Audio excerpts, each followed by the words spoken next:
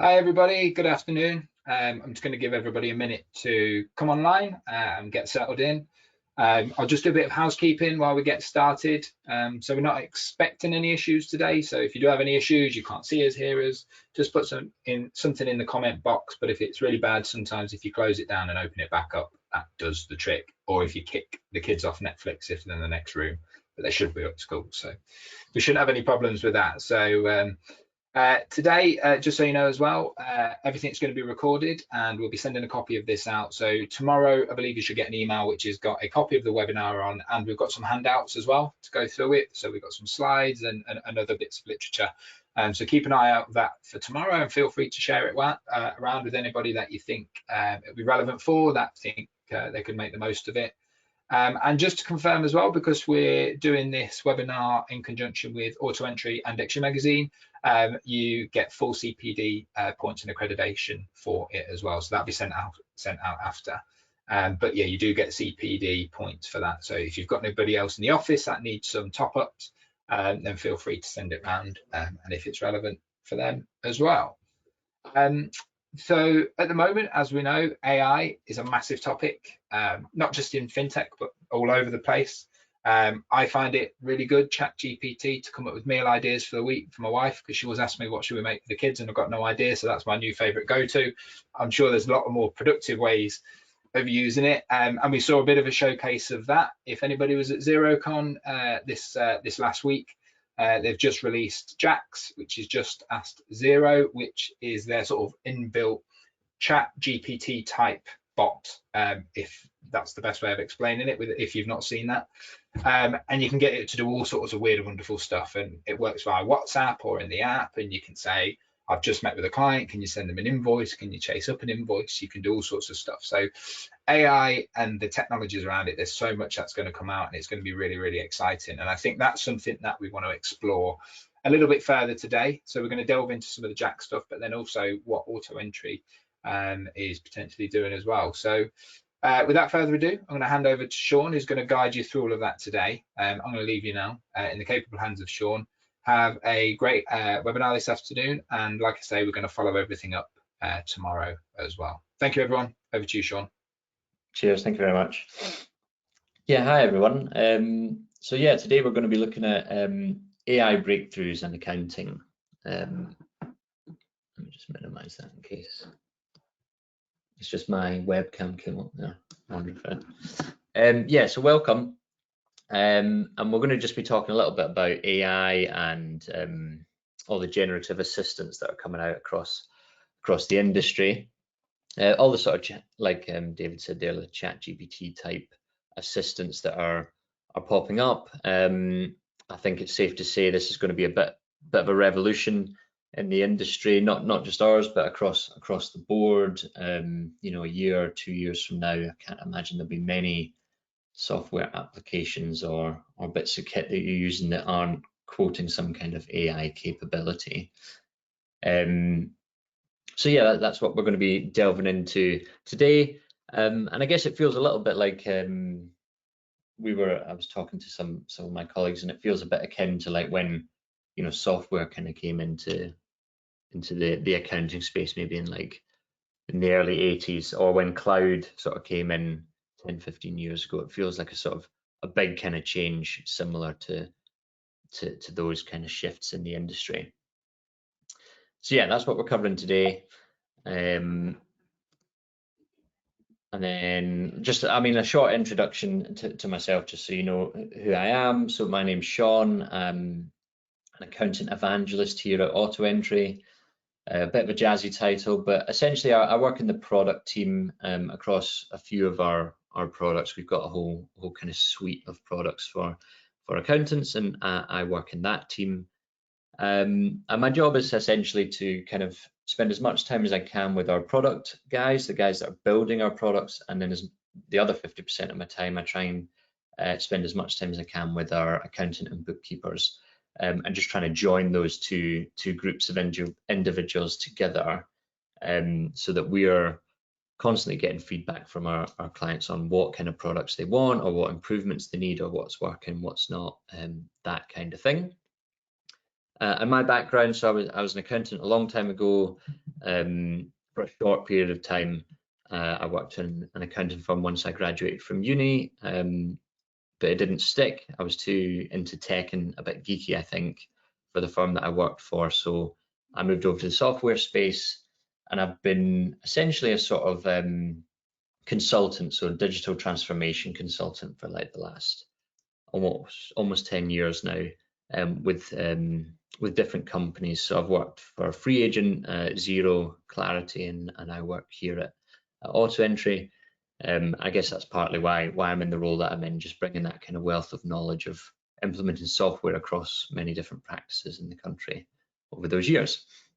So that's a brief history of me.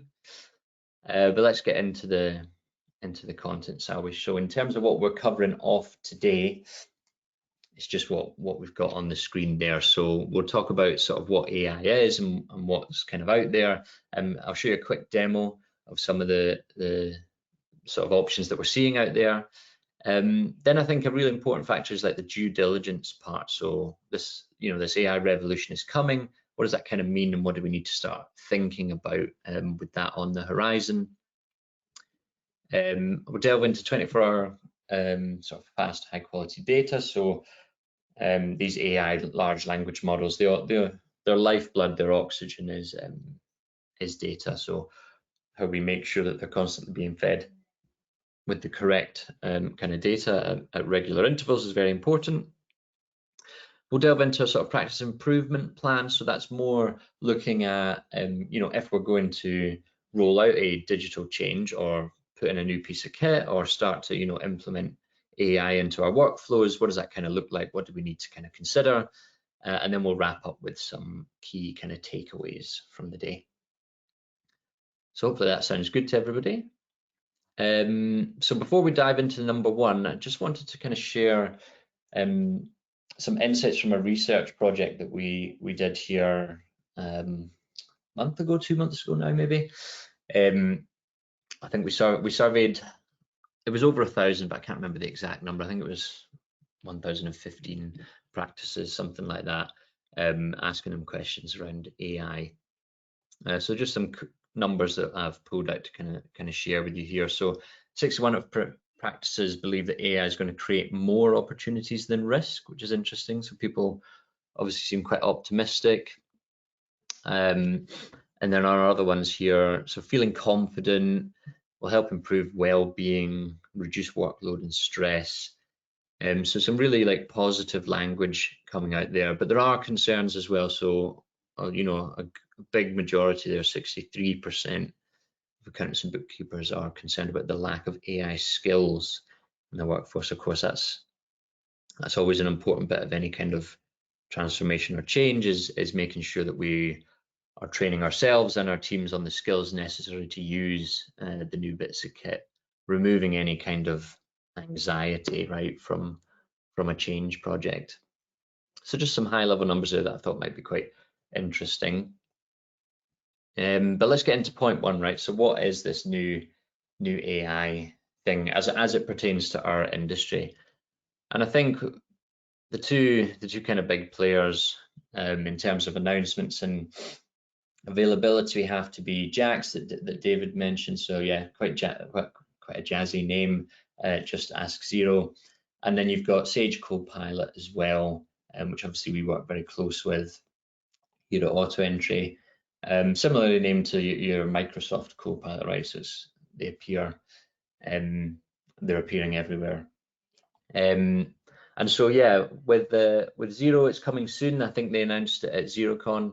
It looks pretty cool. So the beta is going to be available in August for small businesses, which is great. And then with Sage Copilot, it's available now in Sage Accounting and Sage for Accountants. I think they've got a limited user group at the moment of people using it, just that kind of early access to kind of test it out, make sure there's no like major bugs or anything, kind of like any spanners in the works kind of idea. And a little bit of a sneak peek coming soon. It's going to be put out into our Sage 50 and Sage Intact products as well, which is pretty cool. So it'll be able to follow you around suite. So they're the kind of two main players. I imagine a lot of other applications will be following suit. So kind of watch this space to see any of the other applications you're using in your app stack kind of announcing or launching their AI assistants as well. Now I wanted to just kind of show some capability here. So we've got some videos of what they can kind of do, just to kind of give you an idea of maybe where we kind of see these capabilities fitting in. And so here's a short video that I'll just play. So this is in accounting, so a client or an accountant could use this feature. You just hit the Copilot kind of button at the top right here, and you see you had questions there. You could ask, what are my overdue invoices? And it kind of shows you. You're then able to see those. You'll see here on this screen, it's able to draft you emails, so very similar to like a ChatGPT style generative AI bot. I'll play that once more because it's quite quick.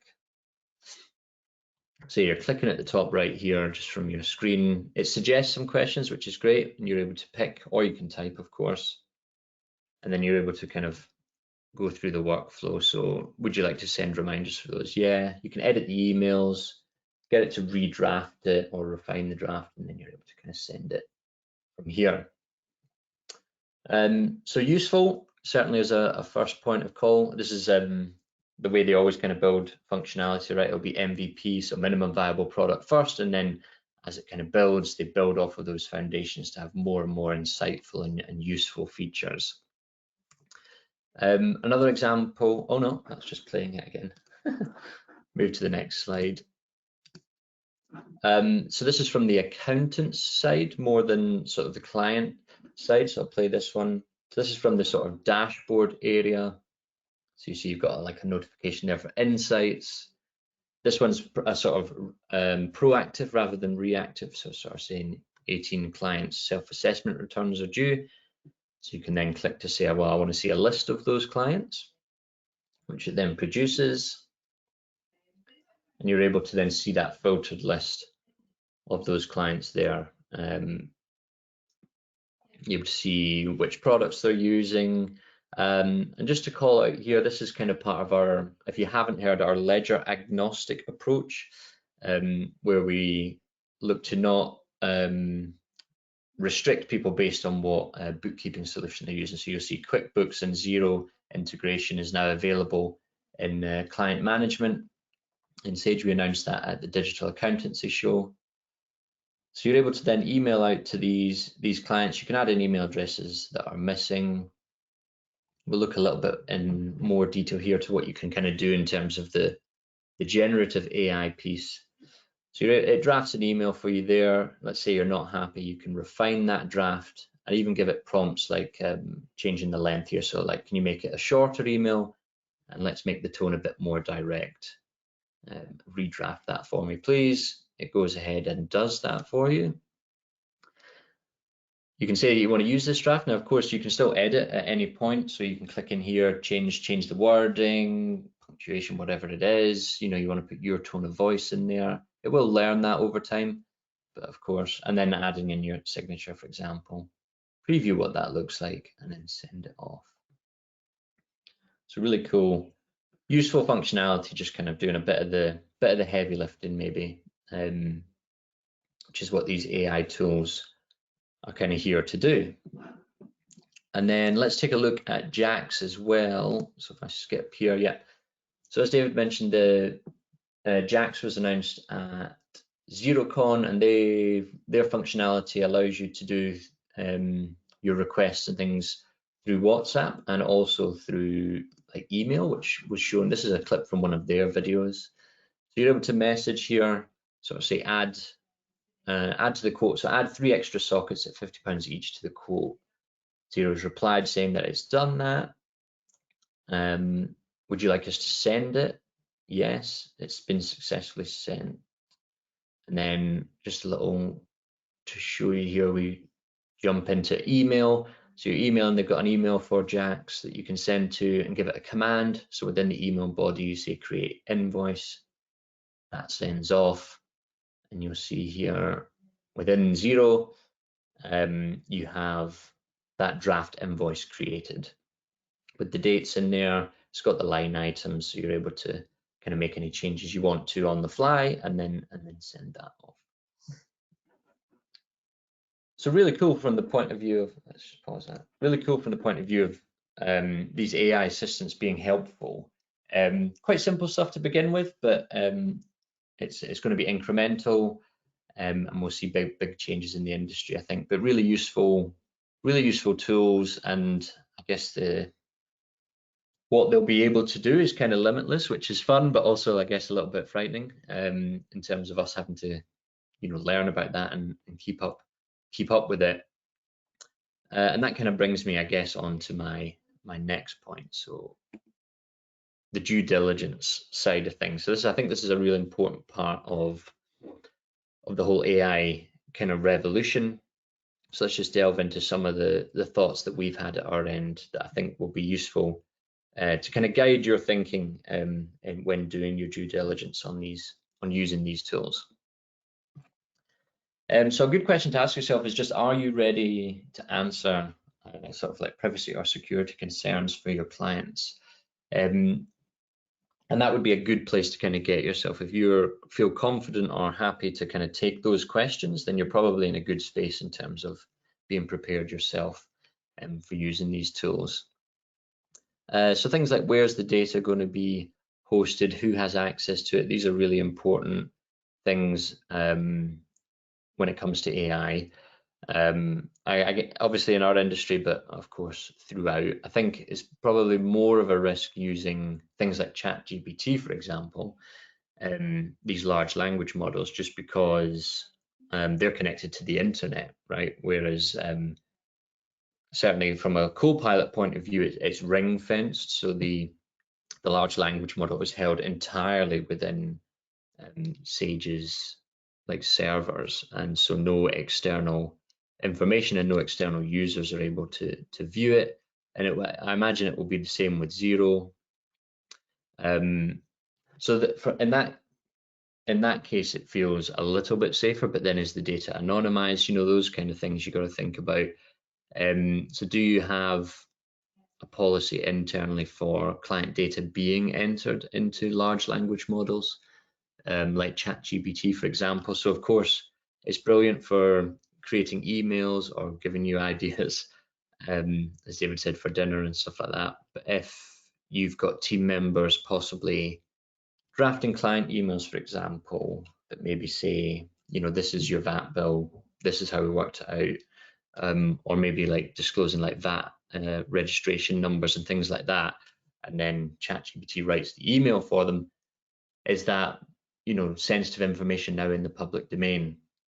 So just thinking about these kind of things, where the information goes. And then the last one there is like, updating your terms and conditions, right? So your letters of engagement and things like that.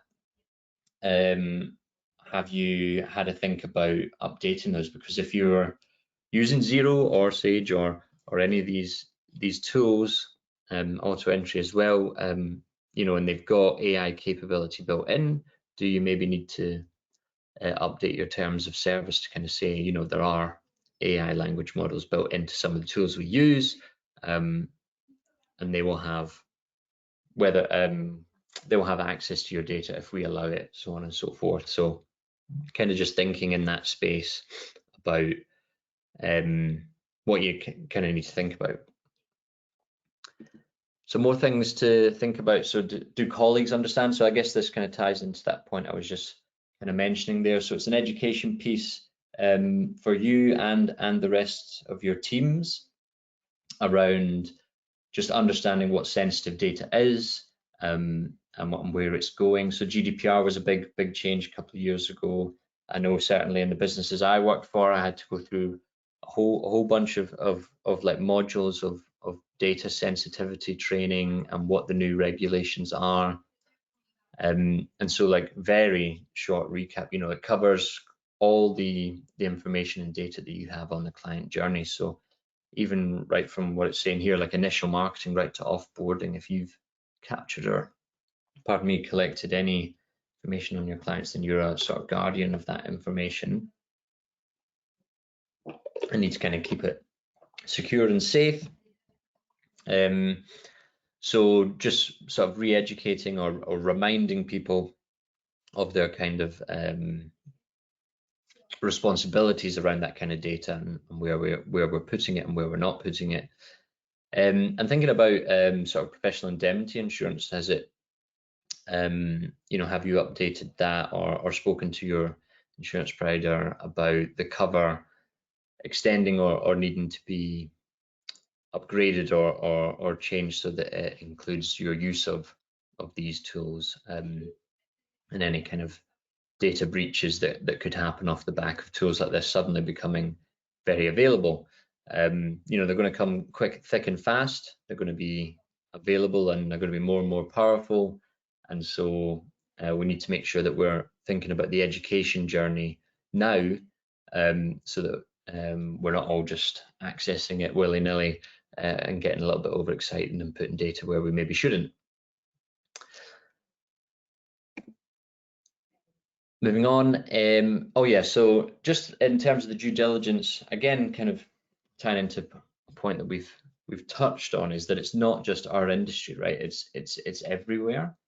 And so this AI productivity thing, it doesn't just apply to accounting. It could be any of the suites of softwares that you use. So Microsoft 365 is a big one. Google, of course, so Gmail, Google Calendar, same with Outlook. All these tools will have, oh, there's my phone. I've got a Google phone, so when I speak to it, it listens. There's an example. Yeah, so you know, all these tools have AI capability built in as well. So just making sure you're aware of that and having a policy on it. I know certainly in our business, we were told not to use Microsoft Copilot for the last, well, ever since it came out really. But then we got an email maybe 2-3 weeks ago. So our kind of security, legal and due diligence teams had been through the functionality and kind of picked and choose what we were and weren't allowed to use and added that to our kind of corporate package. So we actually got emailed a couple of weeks ago saying that we are allowed to use these features now, and here are the guidelines on how we can use them, and what best practices and stuff like that. So a similar process to what you may have to go through as a firm yourself, in terms of just doing that due diligence piece before you let everyone kind of access these tools. And just some examples of where they are. So Siri, Alexa, these AI assistants, my phone there, for example, I'm able to just voice command it. So more and more we're going to see these tools embedded in all the apps we're using in our industry and outside of. And so this due diligence piece, I think, is a really important one. So moving on to point 3, just creating that 24-hour flow of fast and high quality data. So as we kind of mentioned it earlier, these AI tools, so they work off of large language models, which are fueled by data. And I kind of said, you know, this is the oxygen for these systems to work. Similar to cloud accounting when it came out, right? The value of cloud accounting was not in that it changed the processes and the workflows that we did, so much as accelerated how we deal with them. So with the advent of cloud accounting, you had the ability to import like your open banking. So you had your bank feeds came available, tools like auto entry, you know, other tools in that space like Dext or Data Molino came into the field, and they were able to capture data and feed it into your bookkeeping tool.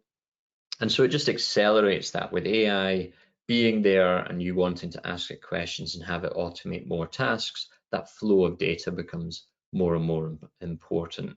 The old adage of garbage in, garbage out still stands true, right? So if you're getting data put into a large language model that is incorrect or untimely, then the answers or the information you're getting at the other end will be the same. They'll be out of date, or they'll be sort of incorrect. So just making sure that data flow is in place and really kind of feeding the AI machine that you're using so that you can get the most out of it. So what does that look like? So what does fast, high quality data mean? Well, from the client's point of view, it means that at any kind of moment in time, they can look at an app or their laptop or computer, and they're able to see sort of the lay of the land, like where their business is at that moment in time, right? So as long as that information is up to date, they can almost get like real-time information. They can get like up-to-date cash flows. They can make decisions on what they're buying or whether they'll need funding in the short term to medium term. Those kind of ideas. They could do scenario planning even, what would it look like if I was to take on a member of staff at this salary right now? Or they could ask questions like, what level would I need to get to be able to bring on a member of staff, kind of idea. So for clients, it's very sort of information giving in real time.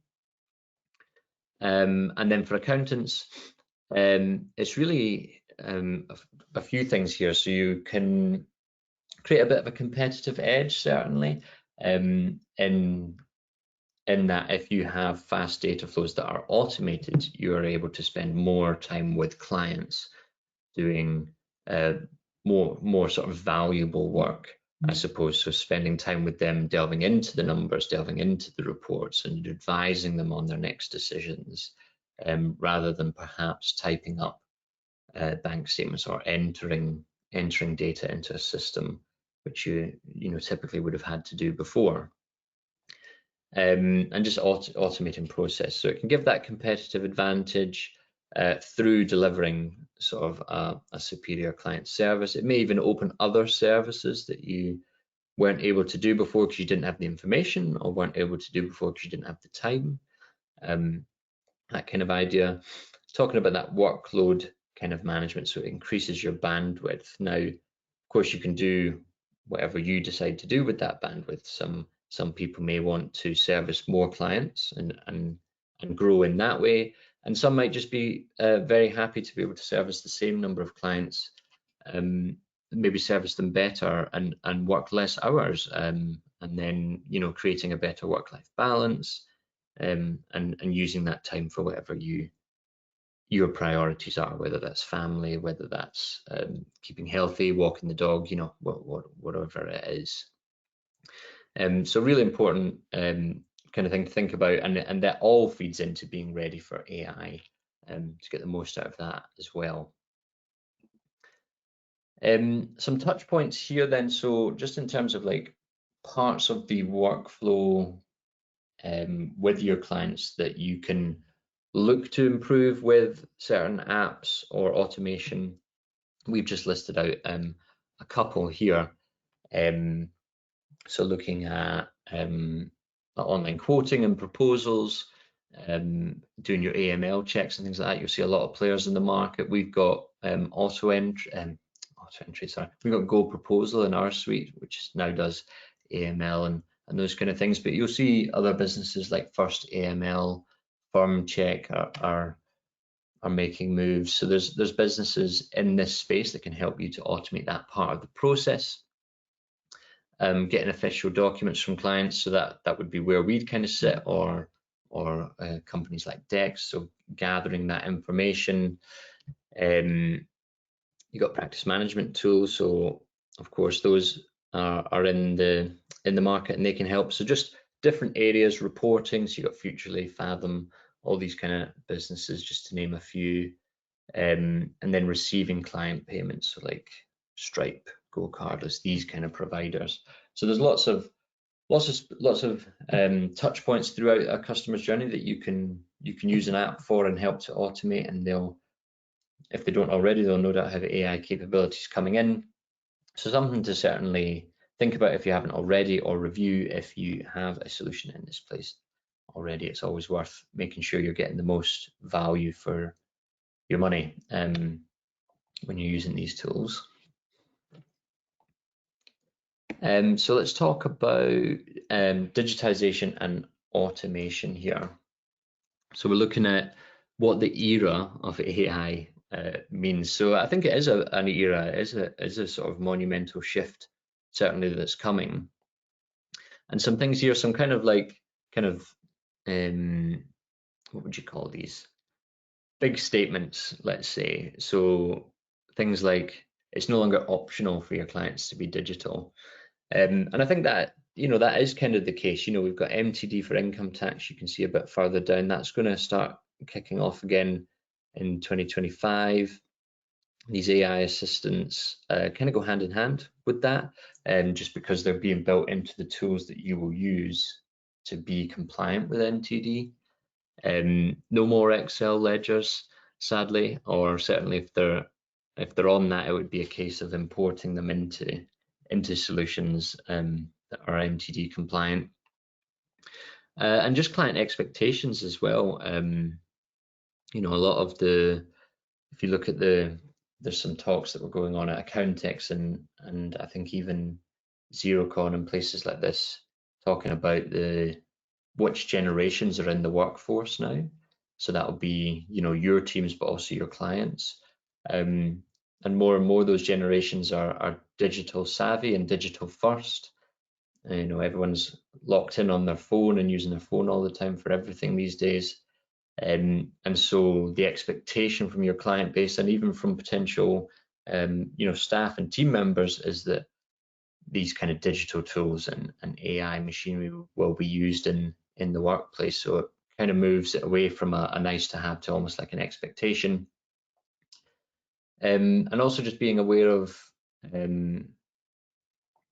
clients will come to you for advice on going digital, and they kind of always have, even back in, I think it was the 80s when Sage came out, right up until 10-15 years ago when your QuickBooks and your Xeros and Free Agent as well, these businesses all came onto the market.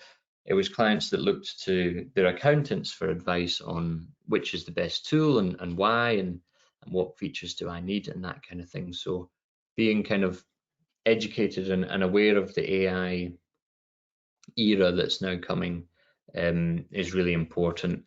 And just this last bit is, start now. I worked with a lot of firms to get them digital ready for MTD for VAT, and it was a struggle to get there on time, shall we say, with a lot of firms possibly not believing that it would come, and then when it was guaranteed that it was, kind of behind having to play catch up to get all their clients kind of ready for that. So I think as an industry, hopefully we've learned from that, and with MTD for income tax, we'll all be a bit more savvy and get ourselves a head start rather than chasing our tail to be ready for that legislation.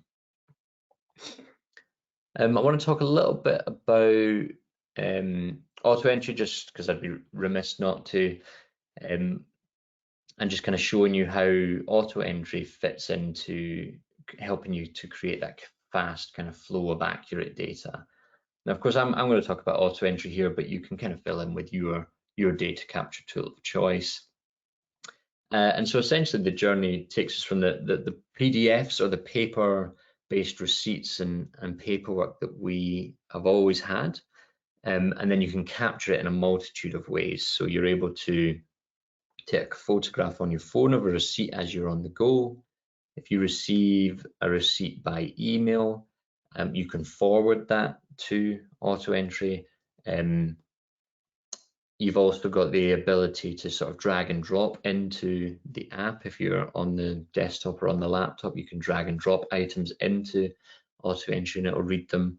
We've also got technology like Fetch, so suppliers, like Vodafone, for example, or Screwfix, say your monthly bill from Vodafone, you can connect up your Vodafone account. If you've got an online portal with them, you can connect it to auto entry and it will automatically go and grab your kind of monthly invoice and pull it into the system for you.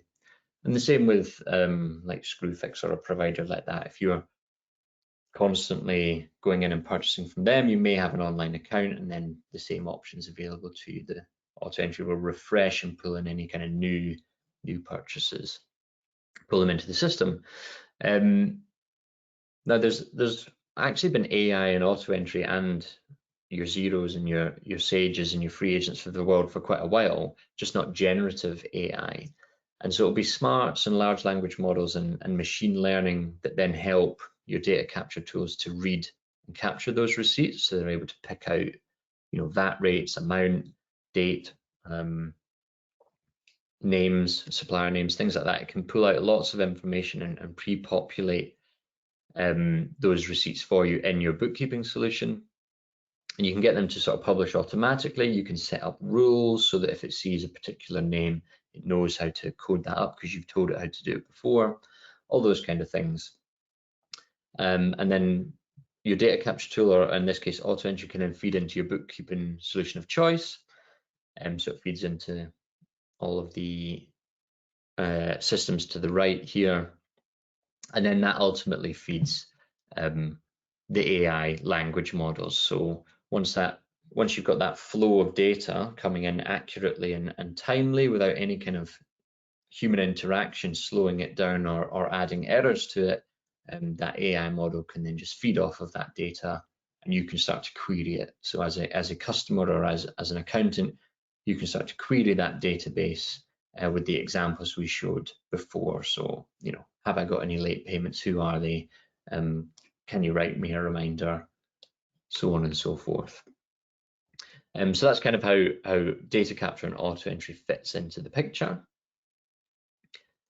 So then we want to look at the practice and improvement plan, right? So this is more of just a plan for if you're wanting to kind of implement a new tool, change a tool, or look at the tool that you're using, or start using like the AI assistant within a tool. What do you kind of need to think about when doing that?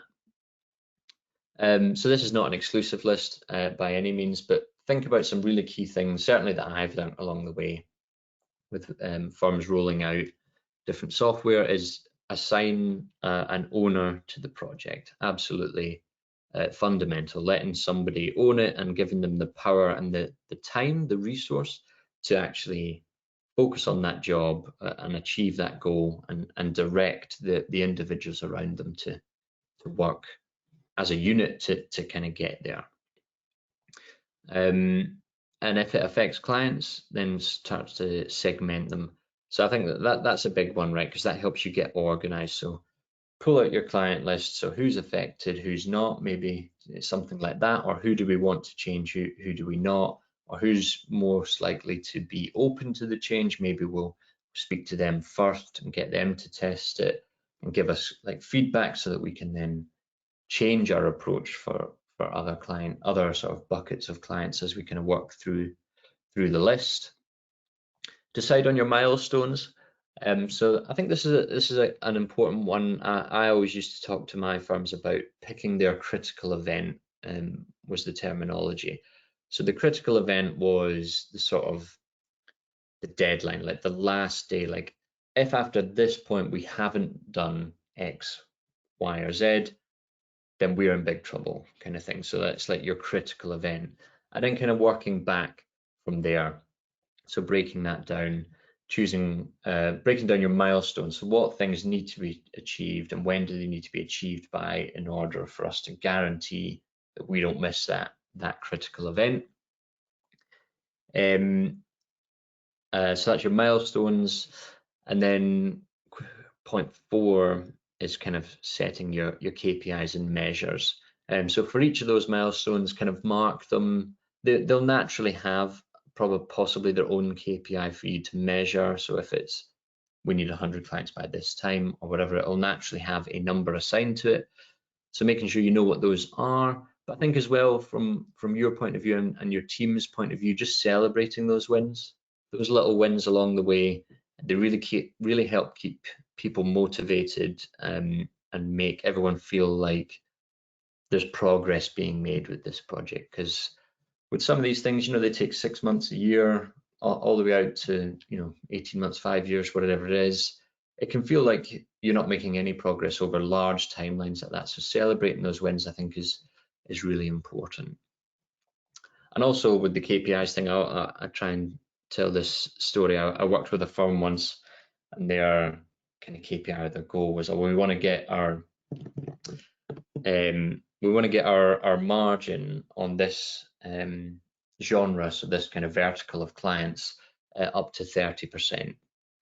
And so I was like, okay, great, let's look at the data and see what percentage you're at. We'll find out the gap, and then we'll try and hit that number. And when we did the research, we found that actually the margin on those clients was 31%, and so that goal was completely pointless because they were already there. So just kind of knowing what you're measuring as well is really important when setting your goals. What time are we on? Still got 15 minutes. Okay, cool. So in terms of just like some key takeaways then from today, I've listed out 4 that I think will be useful. So you need to have a position on the new kind of AI, landscape. And so by having a position or taking a position on that, what we kind of mean is, you're able to talk about it. You've got an opinion on it.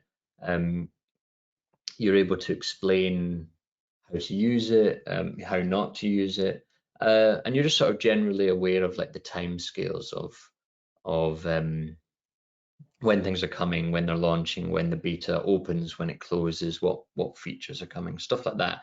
Just being kind of immersed in this kind of revolution, because it is coming, and it's better to be informed and armed and ready for that than to just be dragged along uninformed. So making sure that you're to the level that you think you need to be informed and have a position on AI, I think is really important.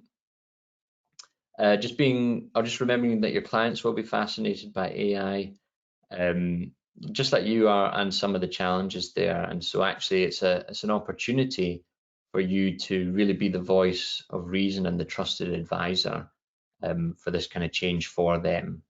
So think of that as an opportunity, but also like an opportunity cost, because there will be, certainly from a large portion of the workforce, an expectation that sort of modern tech and tools and AI assistants are available to them and can be used by them or by yourselves, if we're talking about team as well.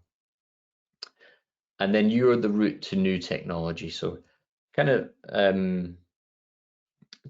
of touched on that a little bit above here. So you're the route to new technology for many of your clients, right? So when they start a business, they may just use a spreadsheet, and then they'll come to you, and then they'll ask, well, can I do this better? Or there must be a better way, or you suggest that there's a better way. So just remembering that you've got to be, or want to be, across new technology, because that opens up the conversation for you and clients in the future to really add value to them, not just from your expertise as an accountant or bookkeeper, but from your expertise across just general software and general efficiency and processes and using technology to really help accelerate their businesses. And the last bit, I think, is a good one. So it's just trial it for yourself.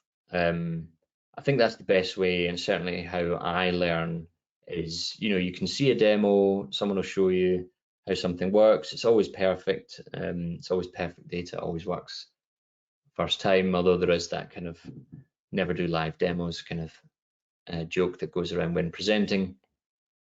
But I think that's the best way. So, try these tools for yourself, see which ones work, see which ones fit with your business. And as you're trialing them, you'll probably learn from the businesses that have built them, what their security protocols are, where the data is hosted, things like that. So you'll get some really good insight from trialing these tools, and then be able to make a really informed decision as to whether you're going to use them and to what kind of level you're going to use them as well. So lastly, because I want to leave a bit of time for questions if we have any, is just bit of a shameless plug here. So just if you're wanting to, off the back of this webinar, have a little go on auto entry and test it out like I kind of suggested, then you can do that, and you can do it for free. So autoentry.com is where you go. There's no sort of credentials needed. You don't need to enter any credit card details in order to kind of sign up. You can sign up for free, and you'll get 25 free credits when you do so.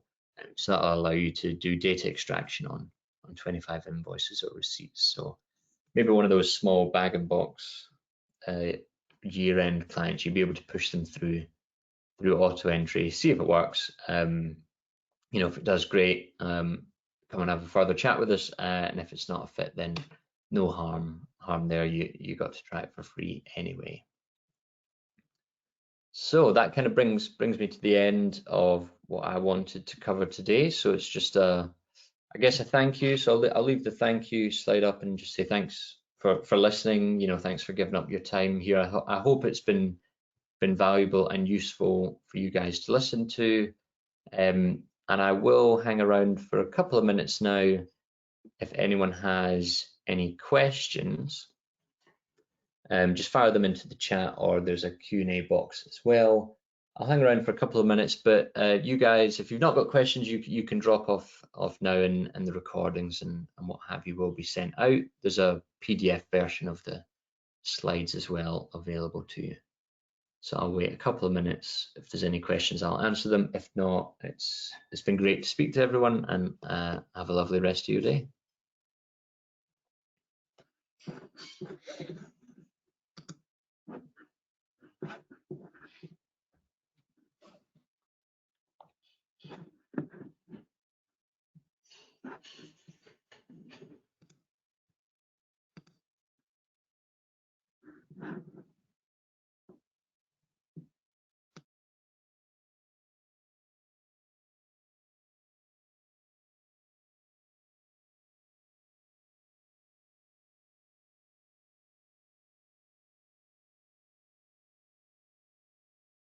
Oh, got a question there, Sean. It says, in your view, how does auto entry compare to HubDoc?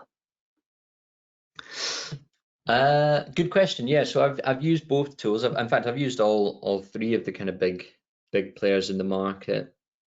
I would say if you've not used data capture before, or your clients haven't used data capture before, then HubDoc is fine. It's a nice way of introducing a client to a tool that's, certainly if you're a zero partner, is cost free to you, and it kind of gets them using it, embeds that habit. What I would say is once you come to scale, you're probably wanting to look at systems like auto entry or Dext, just because of the kind of bulk features and the server kind of sizes. So they're able to handle a lot more quantity of receipts and invoices and things like that. Would be my advice. So yeah, absolutely, as a risk-free tool to get someone on board, give it a go. But if you're wanting to use it across your practice at scale, I would certainly look at one of the bigger players in the market, just for that kind of consistency of uptime and kind of accuracy of data.